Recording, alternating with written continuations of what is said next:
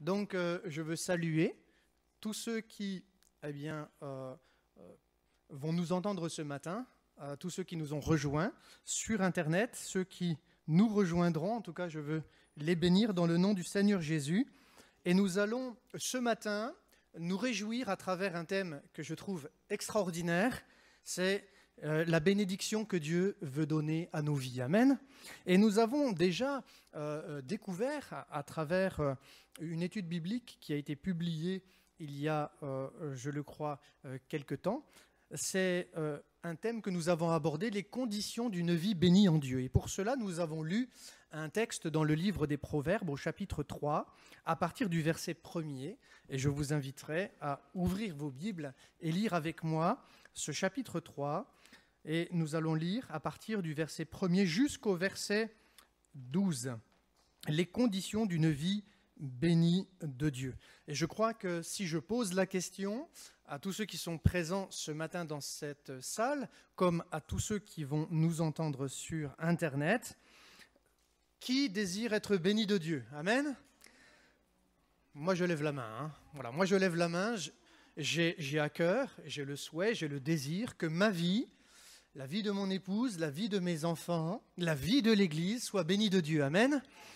Et la vie de notre nation, parce que je le crois, notre nation a besoin de Jésus. Le monde a besoin de connaître le Sauveur. Nous vivons des temps particuliers. La Bible appelle les temps de la fin les jours mauvais. Cela ne signifie tout simplement que dans les temps que le monde va connaître, dans son avenir, il va y avoir des jours difficiles. Mais Dieu a tracé une voie au milieu de ces difficultés, de cet acharnement que va mettre en œuvre le diable pour détruire le monde, pour détruire l'humanité, pour l'avilir. Eh bien, il y a un chemin que Dieu a tracé. Et sur ce chemin est la vie. Et béni soit le nom du Seigneur pour tous ceux qui trouvent la vie sur ce chemin que Dieu a tracé. Et ce chemin, nous le savons, il se trouve dans la merveilleuse personne de Jésus, qui est la parole de Dieu faite chair.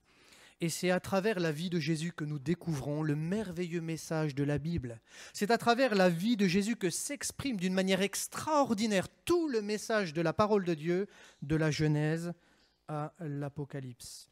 Et dans une exhortation que va adresser l'auteur de cet écrit des Proverbes à son enfant, il est écrit ceci: « Mon fils, n'oublie pas mes enseignements. » Littéralement, il s'agit de ma Torah, c'est-à-dire de mon instruction, de ma parole révélée.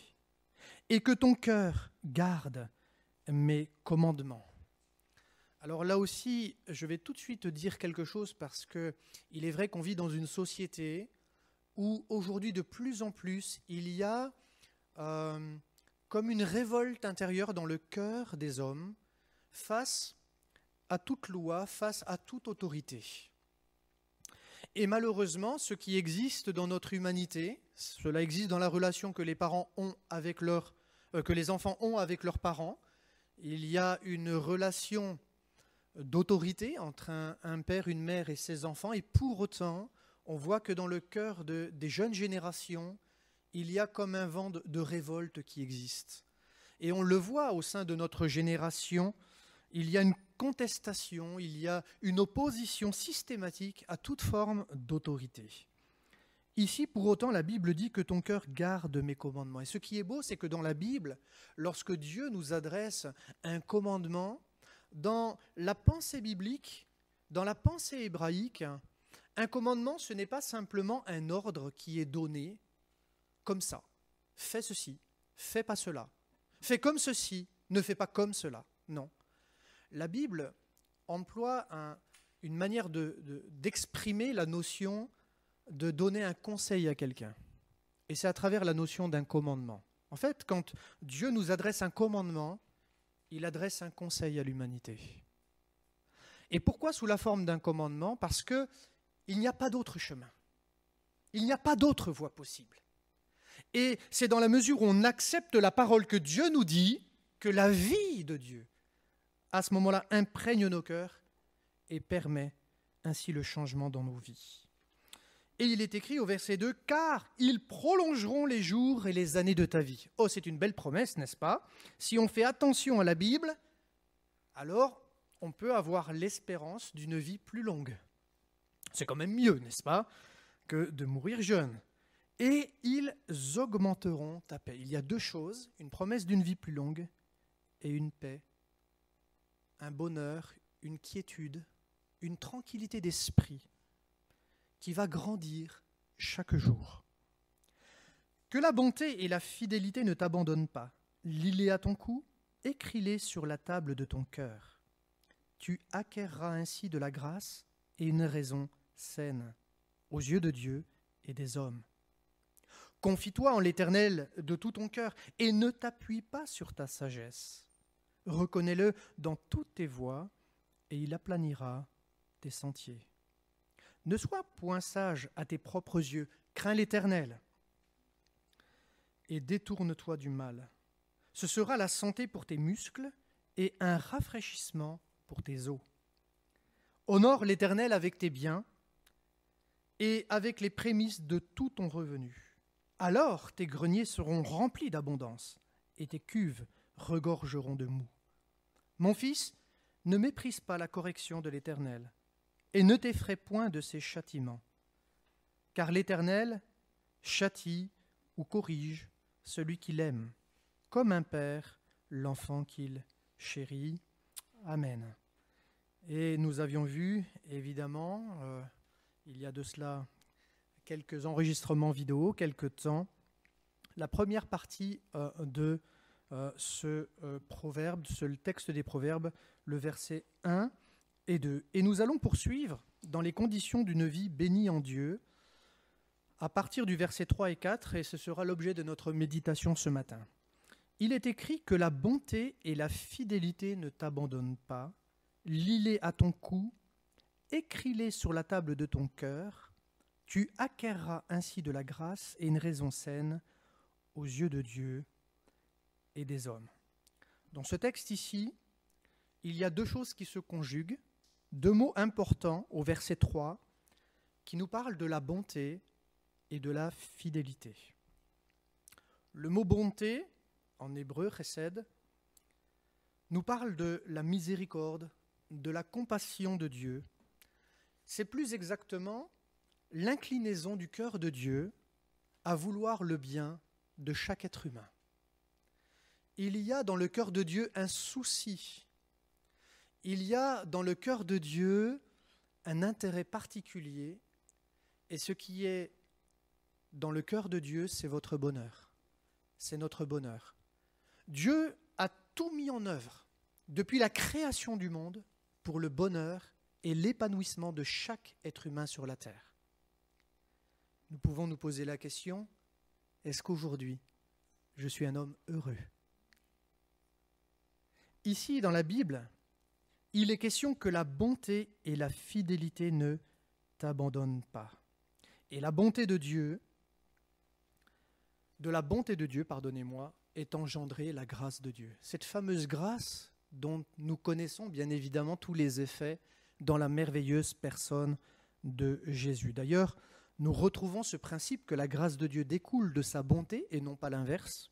Dans le psaume 51, verset 3, que nous avons étudié aussi il y a quelques dimanches, « Prends-moi en pitié », littéralement « Fais-moi grâce, ô Éternel, ô Dieu, dans la mesure de ta compassion, c'est-à-dire de ta bonté. » L'Éternel fait grâce aux pécheurs. Et s'il fait grâce, s'il est lent à la colère, c'est parce que Dieu est un Dieu bienveillant. Parce que Dieu est un Dieu miséricordieux, parce que Dieu cherche constamment le bien de ceux qui le cherchent, de ceux qui se confient en lui. Et dans ce verset, il n'est pas simplement question de la bonté, mais ce mot bonté est conjugué avec un autre mot, c'est le mot fidélité. En hébreu, c'est le mot émet, et le mot émet signifie une vérité. Ce mot ne signifie pas simplement une vérité. C'est la notion de quelque chose qui est stable, la notion d'une réalité, d'une vérité qui est ferme. C'est un message finalement, le message de Dieu, le message de la Bible, c'est un message qui repose sur des solides fondements et qui demeure éternellement.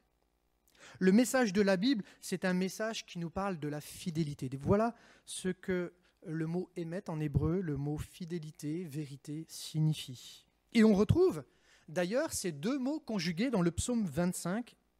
Il est écrit ceci à partir du verset 4, si vous prenez vos Bibles. « Éternel, fais-moi connaître tes voies ». C'est un chant que nous chantons dans les églises. « Enseigne-moi tes sentiers, conduis-moi dans ta vérité et instruis-moi.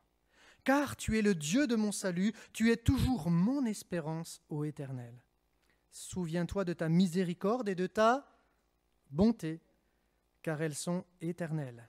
Ne te souviens pas des fautes de ma jeunesse, ni de mes transgressions. Souviens-toi de moi selon ta miséricorde, à cause de ta bonté, ô Éternel. » Au verset 8 de ce psaume 25, « L'Éternel est bon et droit. C'est pourquoi il montre aux pécheurs la voie, V-O-I-E. Il conduit les humbles dans la justice, il enseigne aux humbles sa voie. Tous les sentiers de l'Éternel sont miséricorde et fidélité. » Voilà, on retrouve ces deux mots conjugués ici au verset 10. Tous les sentiers de l'Éternel sont miséricorde et fidélité pour ceux qui gardent son alliance et ses commandements. Et dans ce texte, ces deux mots, ces deux notions de miséricorde, bonté, fidélité, sont mis en rapport avec quelque chose qui est extraordinaire, c'est le mot la voie. Éternel, fais-moi connaître tes voies. Il montre aux pécheurs la voie à suivre, le chemin. Et ici, bien évidemment, le mot voie se rapporte à ce chemin qui conduit les hommes à la vie éternelle par la réconciliation avec Dieu. Et ce texte, finalement, à travers ces deux mots, bonté et fidélité, exprime ce que Dieu a mis en œuvre pour le salut de l'humanité. Et ce texte nous conduit directement, ce psaume 25, au cœur de l'Évangile qui nous révèle celui qui est la voie à suivre, mes sœurs et mes frères, mes bien-aimés. C'est bien évidemment le bon berger. C'est bien évidemment celui qui est la voie à suivre, car notre Seigneur et Sauveur Jésus-Christ a déclaré lui-même une parole qui résonne encore aujourd'hui dans nos cœurs et qui résonne dans le monde. C'est un écho de la vérité qui est au plus profond de notre âme, que nous retrouvons dans l'évangile de Jean, chapitre 14, verset 6. Jésus dit « Je suis la voie, je suis le chemin, la vérité et la vie. Nul ne vient au Père que par moi. » Il est question ici d'une déclaration qui nous conduit au salut, qui nous mène sur le droit chemin, qui nous mène sur le chemin qui nous conduit à la vie éternelle. Et dans le texte prophétique qui annonce la mort du Messie souffrant à la croix, là où Jésus va payer le prix pour que nous soyons sauvés, eh bien, dans le texte du livre d'Ésaïe, chapitre 53, verset 6, eh bien, le prophète déclare que nous étions tous errants comme des brebis, chacun suivant sa propre voie. Et nous pouvons nous poser la question, mes frères et mes sœurs, mes bien-aimés qui nous suivent sur Internet, où en êtes-vous sur votre voie? Êtes-vous sur le bon chemin? En tout cas, il y a un chemin que Jésus a accepté de suivre dans l'obéissance à la volonté de son Père. Jésus est venu sur la terre pour accomplir une mission, celle du salut de l'humanité. Le chemin sur lequel Jésus a accepté de marcher, c'est celui de la croix. Et la Bible dit, dans le livre du prophète Ésaïe, chapitre 53, verset 6, « L'Éternel a fait retomber sur lui l'iniquité de nous tous. » La mort de Jésus, c'est une condamnation de Dieu. Et ce qui est extraordinaire dans l'Évangile, c'est que le péché qui conduit à la mort, qui nous conduit à la condamnation, qui nous conduit à la malédiction, ce péché a été vaincu à Jésus à la croix du Calvaire. Amen. Il a remporté la victoire, de sorte que ceux qui se confient en lui, ceux qui croient en lui, ceux qui espèrent en lui, ceux qui ouvrent leur cœur à la merveilleuse personne de Jésus sont alors pardonnés de leurs péchés et reçoivent ainsi le don gratuit de Dieu, la vie éternelle en Jésus-Christ notre Sauveur. Oui, le sang de Jésus est efficace pour pardonner, pour laver de tous nos péchés. Nous étions tous errants comme des brebis, tous. Et il est vrai, nous pouvons nous poser cette question déterminante pour chacun de nous. Elle est déterminante parce que derrière les choix que nous faisons, il y a une réalité. C'est notre vie éternelle. C'est notre éternité. Quelle est la voie sur laquelle nous dirigeons notre pas? Est-ce que nous cherchons uniquement à trouver et à acquérir les richesses de ce monde? Est-ce que nous recherchons simplement ici-bas sur la terre à avoir une bonne réputation, chercher une réussite sociale dans le monde professionnel? Est-ce que plutôt nous sommes des consommateurs des plaisirs de ce monde, de tout ce qu'il peut nous offrir, comme loisirs, distractions et autres plaisirs? Est-ce que nous vivons dans des mirages, des illusions, où nous pensons simplement que chercher le succès est suffisant pour réussir sa vie sur la terre? La Bible dit que l'homme est né de la poussière et il retournera inexorablement à la poussière et nul ne peut échapper à une mort. Choisir de marcher sur la bonne voie, c'est réfléchir sur le sens de sa vie. Et ici, dans le psaume 25, le psalmiste, qui comprend la bonté et la fidélité de Dieu, crie à l'Éternel et dit « Éternel, fais-moi connaître tes voies. Connaissez-vous la voie du Seigneur Jésus, celle qui conduit à la croix? Vous êtes-vous humilié au pied de cette croix? Avez-vous confessé vos péchés à Dieu? Êtes-vous pardonné? Avez-vous l'assurance de la vie éternelle? Oh, que le Seigneur guide nos cœurs dans l'humilité de sa présence et que nul ne puisse rejeter l'amour de Dieu, car c'est par amour que Jésus a donné sa vie pour nous. Et c'est par amour que nous voulons le suivre. Dans ce texte biblique, au verset 3, il est écrit que la bonté et la fidélité ne t'abandonnent pas. Abandonner la bonté, abandonner la fidélité. Quelle folie!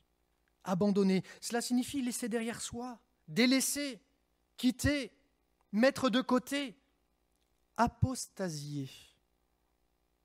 Nous retrouvons dans les textes grecs du Nouveau Testament ce mot hébreu, et notamment dans l'épître de Paul à Timothée, sa première, au chapitre 4, verset 1.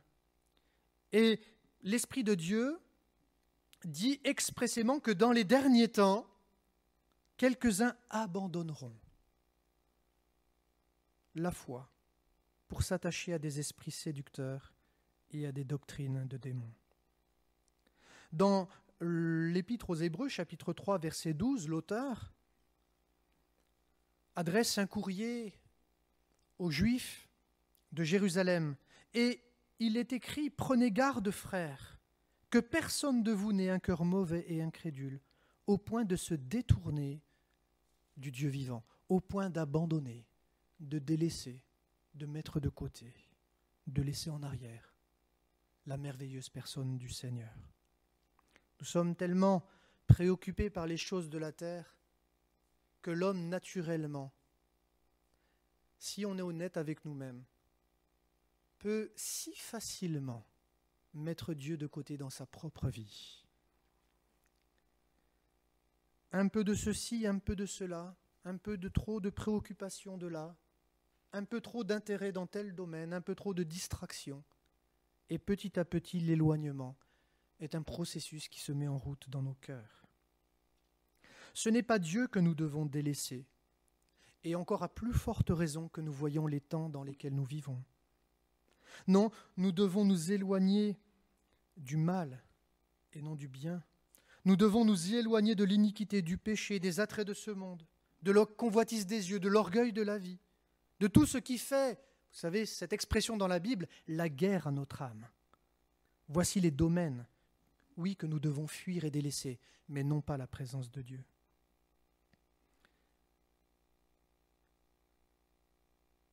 Dans l'épître de Paul au Timothée, l'apôtre raconte une vérité, il proclame une vérité, pardonnez-moi. Néanmoins, le solide fondement de Dieu reste debout, avec ses paroles qui lui servent de sceau. Le Seigneur connaît ceux qui lui appartiennent. Dieu nous connaît. Il vous connaît. Et il est écrit, quiconque prononcera le nom du Seigneur, qu'il s'éloigne de l'iniquité, qu'il abandonne le mal, qu'il abandonne la méchanceté. Et qu'est-ce que l'auteur du livre des Proverbes veut nous enseigner? Que cette bonté et cette fidélité, non, nous ne devons pas nous en éloigner, mais nous devons les lier à notre cou, nous devons les écrire sur la table de notre cœur, liés, être joints, être attachés. Lorsque on essaye de trouver dans la Bible des redondances de cette vérité, lis-les à ton cou, grave-les sur ton cœur, nous découvrons un autre passage dans le livre des Proverbes, au chapitre 6, versets 20 à 22. Il est écrit, « Mon fils, garde les préceptes de ton père et ne rejette pas l'enseignement de ta mère.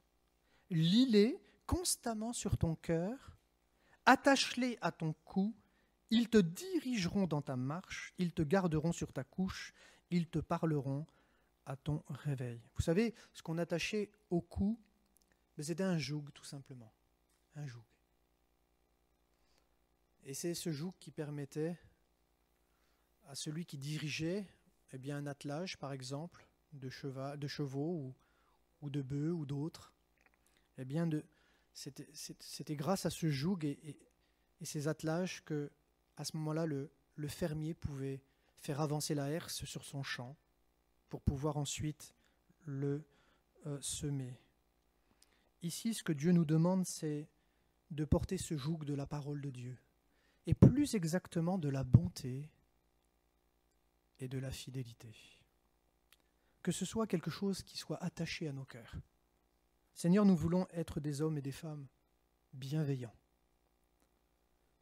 pleins de bonté à l'égard de ceux du dehors, parce que tu as aussi eu, Seigneur, plein de bonté à mon égard. Nous voulons être fidèles à Dieu comme Dieu est fidèle et désire notre bien et veille sur nous chaque jour. Dans le texte du Nouveau Testament, la notion de lier, c'est la notion de cimenter, d'assembler ensemble, de joindre, d'adhérer à.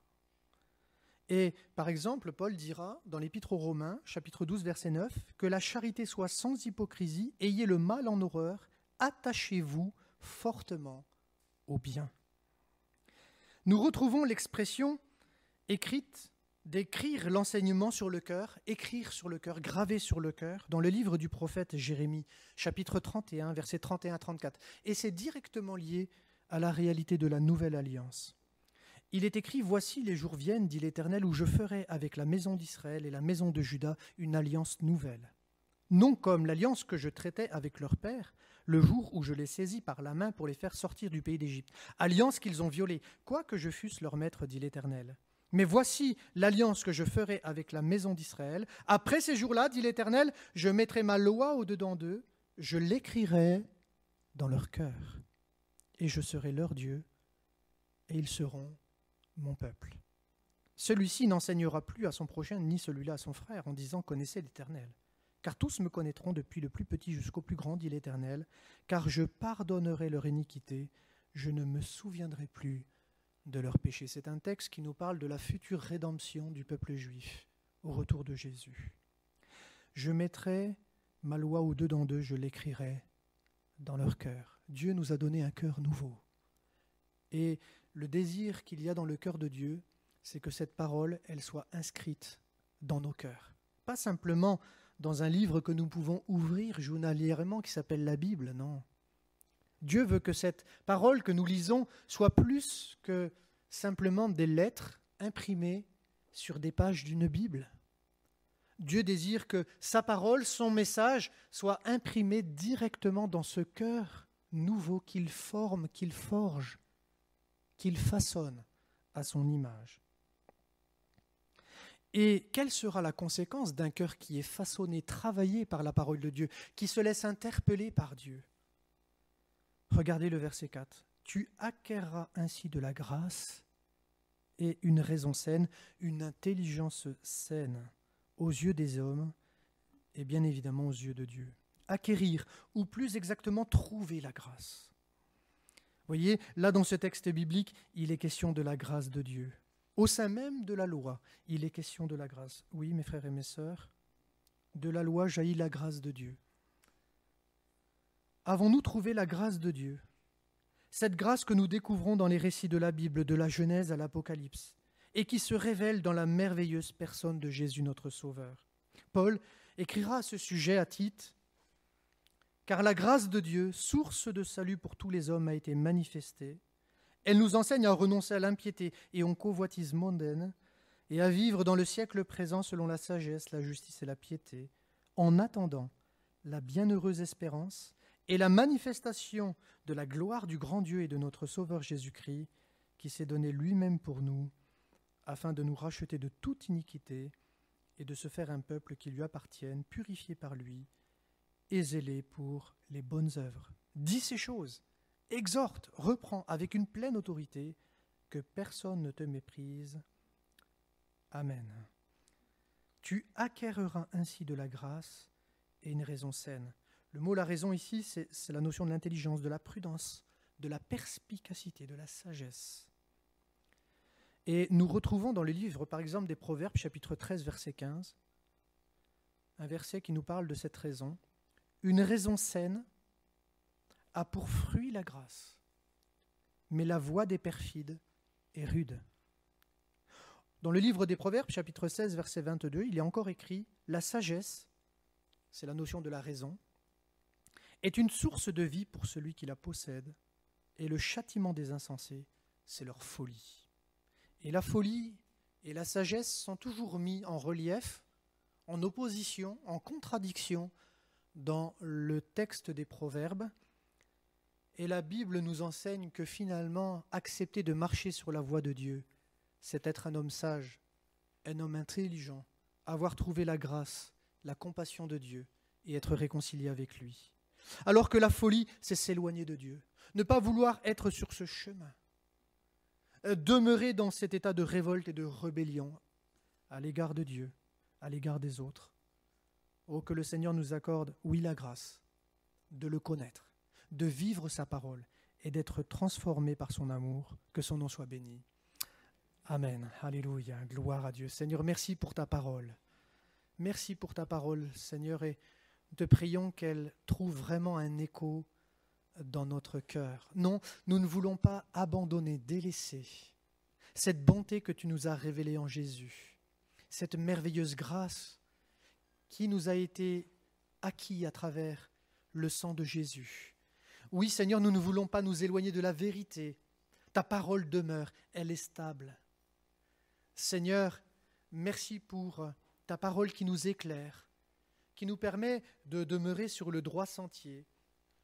Seigneur, oui, nous voulons être bons les uns avec les autres, compatissants. Seigneur, aide-nous à marcher sur le chemin de la foi, sur le chemin de la vie éternelle. En toutes choses, nous voulons toujours davantage de toi, dépendre de toi, Seigneur, et nous voulons nous attacher à toi. Nous te remercions, Seigneur, parce que nous pouvons toujours trouver à tes côtés tout ce dont nous avons besoin comme ressources spirituelles pour affronter les défis, les difficultés, les obstacles que nous rencontrons quotidiennement sur notre route. Merci parce que si le chemin est dur, s'il est étroit, s'il est rocailleux, avec toi nous demeurons dans la victoire. Merci Père pour le beau nom de Jésus qui nous a été révélé. Amen. Alléluia.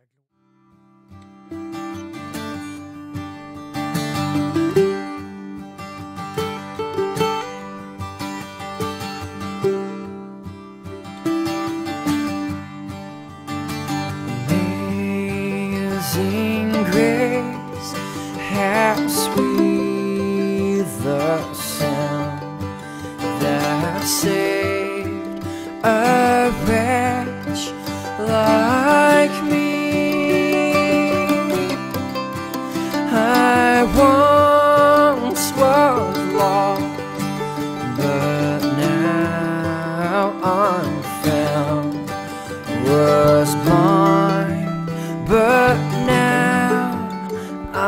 see.